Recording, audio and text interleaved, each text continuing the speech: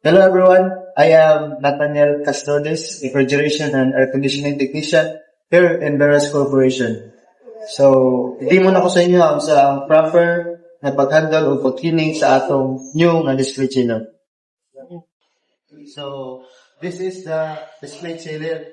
Ang bago na ito ang display chiller. So, before ta mag-on ani, dapat i-check sa nato una ang mga fan motor. Kini siya nga chiller na siya yung pagka fan motor. So, before ta mag-paandar, ito siya i-pre-week. Kung humok ba siya. Ato na siya isisaw na. So, good.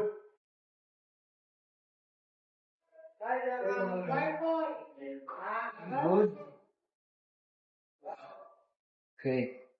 So, mato yung step 1. So, ato siyang i-rotate. Dapat 3 wheels siya. Then, palo ta sa step 2. So, sa atong step 2, yun na ito ang yung circuit breaker.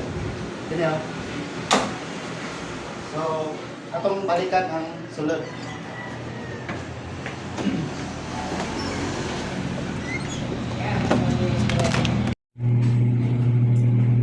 So, sa atong step 1, mga ito, ato siyang i-rotate, i-wheel siya. Then, step 2, yun na ito ang yung circuit breaker.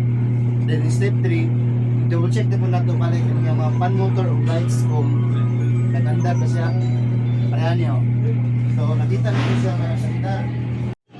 So, mo to sa step 2, pag kumanagpagpuan sa breaker, anita diri sa chiller. Then, double check na to ang mga fan motor kung nagandar ba siya tanan, kitong upat. Then, yung lights po. So, kung natin makita na isa ka fan motor o wala nagandar, automatic, ato na siyang i-report sa supervisor para maimuan na to o work order para ma-actionan dahil sa technician. Then, pananglitan, kung ang king chiller na siya tulo ka pan motor o lang andar, atong buhaton na is-off na to ang breaker, dili na to siya pandaron. Ano? Para nga, dili siya mag-form og ice build up sa atong unit para iwas na po nga, dili-dili mandawat ang atong compressor.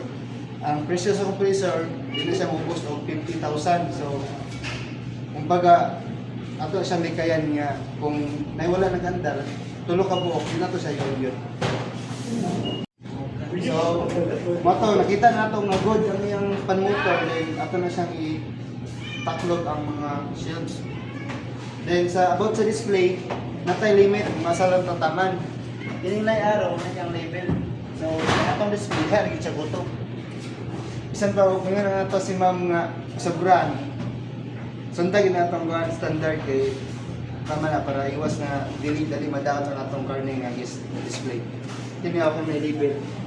Asa may standard level na natin? Kini siya red. Diyan lang tama ng display. Masay rason para ang hangin nga bugnaw, dali niya ma-circulate, dali siya ka kuan. Dali niya ikot ang iyang bugnaw.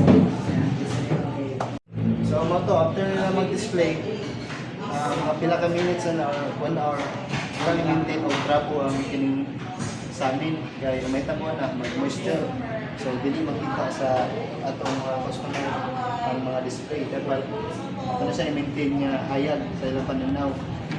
Then sa ilang pag-close, anong closer na manghilo na sila, bawal na sila mag-spray ng power spray o siyempre kung pag-supply kaya may tabuan na may posibilidad niya mabasa ang atong fan motor niya.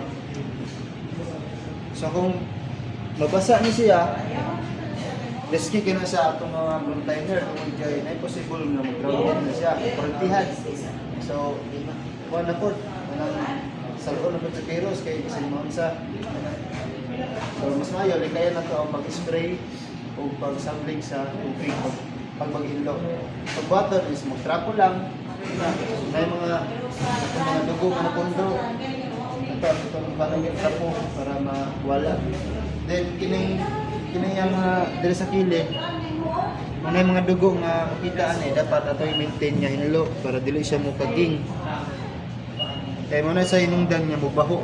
Pero atong area sa chiller tubangan. So about na pud sa temperature. Ang setting nga temperature is 0 degrees to 5 degrees Celsius. So ang 0 degrees mo na siya ang cut off sa atong compressor. So pag once nga ma-reach niya na nga temperature, automatic ang compressor mo relax. Then na siya differential nga 5 degrees Celsius. Ang 5 degrees mo na siya cut in. Once nga ma-detect sa temperature sensor ang 5 degrees, automatic ang compressor is mabalik sa ganda. Then makita na to ang display sa atong temperature dali Dili.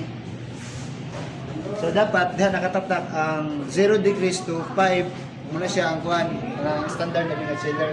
Kung mo exist na siya og 10 degrees pataas, ato na siya i-report pa mo na to na siya work order sa supervisor para ma-action na dayon sa atong technician.